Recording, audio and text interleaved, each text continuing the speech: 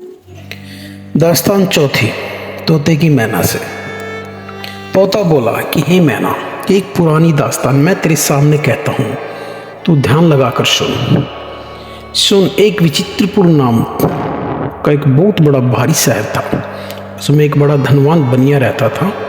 उसका एक बेटा था। उस बेटे की राजा के बेटे और दीवान के बेटे से यारी थी। उन तीनों यारों में ऐसी प्रीति थी कि एक के बिना दूसरा और दूसरों के तीसरे के बिना चैन नहीं पड़ती थी। इस प्रकार प्यार में बहुत मुद्दत गुजरी। एक समय का जिक्र है कि बनिए के बेटे ने यारों से कहा कि लो यार, परसों के रोज हम अपनी ससुराल को चलेंगे, तुमको भी हमारे साथ चलना होगा।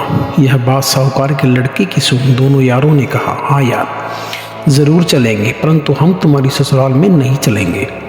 अंत में जब वह दिन आन पहुंचा और साहूकार का लड़का अपनी ससुराल को चला, तो वह दोनों यार भी उसके साथ चल पड़े। 2-4 दिन के बाद अपनी ससुराल में आन पहुंचा। तब उस शहर में पहुंचते ही राजा के लड़के ने कहा कि लो यार, हम तो यहाँ सराय में रहेंगे और तुम अपनी ससुराल में रहना। यह कहकर राजा और दीवान का लड़का सराय में गए और साहूकार का लड़का अपनी ससुराल को रवाना हुआ।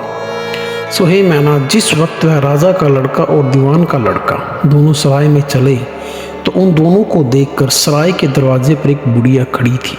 वह रोने लगी। उस रोती हुई बुढ़िया को राजा के लड़के ने तो नहीं देखा, परंतु दीवान के लड़के की नज़र उस पर पड़ी।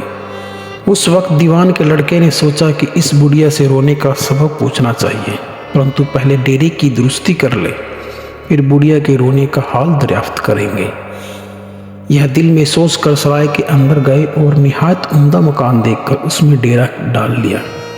उसी मकान के बाहर एक वेश्या निहायत हंसी आफ्ताब के समान रहती थी। राजा के लड़के की नज़र उस पर पड़ी तो वह दिलो जान से आशिक हो गया और दिल में कहने लगा कि आज की रात इसी परी के साथ ऐश व आराम करें तो बेहतर है। यह बात दिल में विचार कर उस वेश्या को अपने पास बुलाया और रात भर उसे अपने पास रखा। जब राजा का लड़का और वेश्या दोनों ऐस में सोए तो दीवान का लड़का उठकर उस बुढ़िया के पास गया और उस बुढ़िया से पूछने लगा कि ए माँ, तुम जो हम दोनों को आता देख कर रोई थी, तो इसका क्या सबब है, वह हमसे कहिए। तब वह बुढ़िया कहने लगी कि ए बेटा, मेरे रोने का यह सबब है कि जो वेश्या जो तेरे यार के साथ सोती है, तो इसके पेट में एक नागिन रहती है। जब कोई मुसाफिर इसके पास होता है तब आधी रात के वक्त वह नागिन इसके पेट से निकलकर ज़मीन पर लेटे मुसाफिर को डस लेती है और फिर इसी के पेट में घुस जाती है। इस तरह वह मुसाफिरों को काट काट कर मारा करती है। यहाँ के राजा के यहाँ ऐसा अंधेर है कि इस सराय में एक मुसाफिर रोज़ मरता है। इस वास्ते तुम्हारे रूप को देखकर मेरी छाती फटी रह गई। आज ये विचार भी इस विषय की सोबत में मारे जाएंगे। ये बात बुढ़िया के सुनकर दीवान का लड़का वहाँ गया जहाँ राजा का लड़का सोया था। तो मूढ़ा बिछा हाथ में नंगी तलवार लेकर बैठ गया। जब आधी रात गुजरी तब वह नागिन वेश्या के मुंह से निकल पलंग के नीचे आनकर ज़मीन पर लेटने लगी। उसी वक्त दीवान के लड़के ने उसे तलवार से टुकड़े टुकड़े कर डाल और अपनी डाल के नीचे दबा दिया। जब दीवान के लड़के ने उस सब को मार दिया तो उसके दिल में यह ख्याल पैदा हुआ कि हमारे यार की जान तो बची, परंतु और भी कुछ हाल यहाँ का देखना चाहिए। ये दिल में विचार कर हाथ में तलवार ले वह सराय के बाहर निकला। उस वक्त देखता क्या है कि एक खूबसूरत औरत 16 श्रृंगार किए चली आती है। उसे देख दीवान के लड़के ने दिल में सोचा कि इस औरत का हाल भी जानना चाहिए। ये मन में विचार कर उस औरत के पीछे पीछे चल पड़ा। वह औरत बियाबान जंगल के बीच एक फकीर के तकिए में पहुंची और उधर वह फकीर भी दूज के चंद्रमा के समान उसकी बाट देख रहा था और मन में कह रहा था कि आज क्या सबब है जो प्राण परी अब तक नहीं आई। इतने में वह और भी यहाँ पहुंची तब वह फकीर उसे देखकर गुस्सा हो गया और बोला, हे हरामजादी, आज तूने इतनी देर क्यों लगाई। तो वह औरत बोली कि ये फ़कीर साहब, आज मेरा खामिद मुझे लेने को आया है, इसलिए मेरे घर के सब उसकी खातिर में लगे रहे। जब सब सो गए तब मैं आपके पास आई हूँ। यह बात सुन फकीर को निहायत गुस्सा आया और गुस्से के मारे दोनों हाथों से उस औरत का मुंह पकड़कर दांतों से नाक काट ली। तब वह औरत रोती हुई अपने घर को चली। उस वक्त दीवान के लड़के को बड़ा गुस्सा आया कि इस बेईमान ने क्या किया, ऐसी खूबसूरत औरत की नाक काट ली। यह बात मन में सोच निहायत गुस्से में आकर तलवार ऐसी मारी कि फकीर का सिर धड़ से अलग होकर जमीन पर गिर पड़ा। जब फकीर का सिर कट गया तब दीवान का लड़का वहां से चल दिया। तो आगे चलकर देखता है कि एक छोटा सा मंदिर दिखलाई दिया जहाँ 4 चोर बैठे आपस में बात कर रहे थे। दीवान का लड़का उनकी बात सुन के चुपके खड़ा हो गया। उनमें से एक चोर बोला कि जो आज हमारे हाथ बहुत सा माल लगे इस देवी पर बकरा चढ़ावे।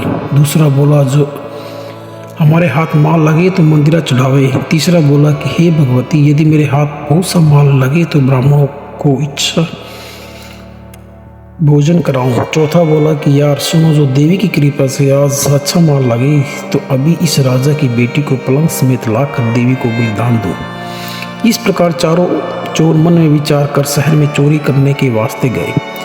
तब उस दीवान के लड़के ने मन में सोचा कि इन चारों का भी तमाशा देखना चाहिए। यह विचार कर देवी के मंदिर में छिपकर बैठ गया। जब चारों चोर शहर में गए तो उनके हाथ बहुत सा माल लगा। उस धन को लेकर वे उसी देवी के मंदिर में आए। जब चौथा चोर उस तीनों चोरों से कहने लगा, यार सुनो, इस माल का बांट तो पीछे से करेंगे, पहले चलकर राजा की बेटी को लाना चाहिए, नहीं तो झूठा बनना पड़ेगा। यह कहकर वे राजा की बेटी को लेने के वास्ते गए और कमंड डाल महल में जाकर राजा की बेटी को पलंग समेत उठा लाए और लाकर देवी के मंदिर के पास उस पलंग को रख दिया। जब चौथे चोर ने राजा की बेटी को जगाकर मंदिर में ले जाकर उसका सिर काटना चाहा, उसी वक्त उस दीवान के लड़के ने एक हाथ तलवार का ऐसा मारा कि चोर का सिर फट्टा सा लग जा पड़ा और राजा की बेटी से कहा कि तू मेरी धर्म की बहन है, किसी बात से घबराना मत। ये चारों चोर तुझे देवी पर बलिदान चढ़ाने के वास्ते लाए हैं, सो तू इस कोने में दुबक जा और किसी प्रकार की चिंता मत कर, मैं अभी इनकी खबर लेता हूँ। यह कहकर उस 2 कोने में छिपा दिया और आप तलवार म्यान से खींचकर मंदिर के दरवाजे पर खड़ा हो गया। जब पहले चोर को गए बहुत देर हो गई, तब उन तीनों चोरों ने अपनी आपस में सलाह की कि वह राजा की बेटी की खूबसूरती को देखकर कहीं कामान तो नहीं हो गया। इन पापियों ने पाप की बात समझ एक दूसरे चोर को देखने के वास्ते भेजा। जो ही उसने दरवाजे में घुसकर आवाज़ लगाई, उसी समय तलवार के आवाज़ के सुनते ही दीवान के लड़के ने उस चोर की गर्दन पर ऐसी तलवार मारी कि उसका भी सिर धड़ से अलग हो गया। जब इस चोर को भी गए बहुत देर हो गई, तब उन दोनों में से एक और चला। उस चोर ने दरवाजे के अंदर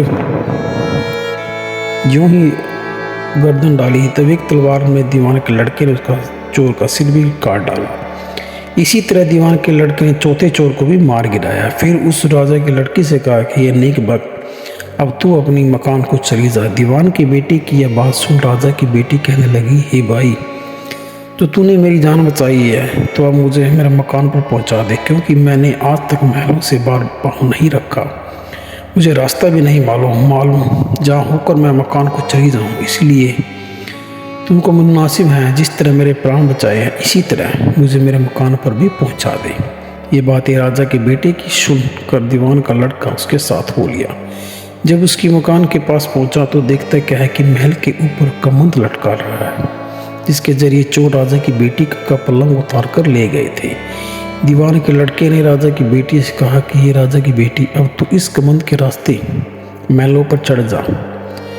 तब राजा की बेटी बोली, मैंने यहाँ तक तो पहुँचा दिया, अब थोड़ी देर के वास्ते क्यों मुँह मोड़ता है, जिस तरह यहाँ तक लाया मुझे उस तरह महलों में भी पहुँचा दे। तब दीवान के बेटे ने उसे महलों में पहुँचा दिया। जब वह राजा की लड़की चित्रसारी में पहुँची तब दीवान के लड़के ने कहा कि हे राजकुमारी, अब हमको मकान से जाने की इजाज़त दो।